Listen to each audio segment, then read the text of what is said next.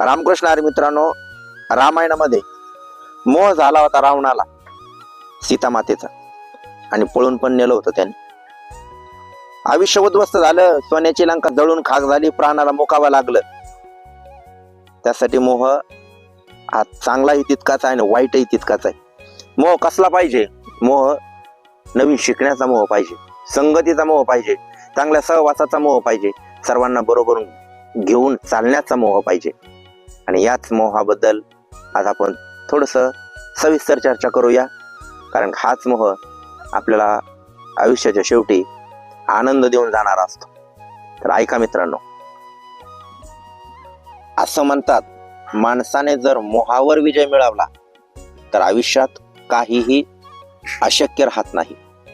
मोह म्हणजे फक्त आकर्षण नाही, तर मोह म्हणजे भूल, मोह म्हणजे आसक्ती, मोह म्हणजे भ्रम.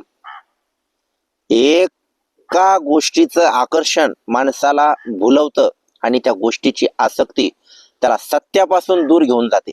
आणि तीच गोष्ट वस्तू असो किंवा एखादी व्यक्ती असो, माणूस मोहात असतो तेव्हा तो भ्रमात असतो, आणि भ्रमात असलेला माणूस अज्ञानात अडकतो, जिथे चूक बरोबरची समज हळूहळू नाहीशी होते.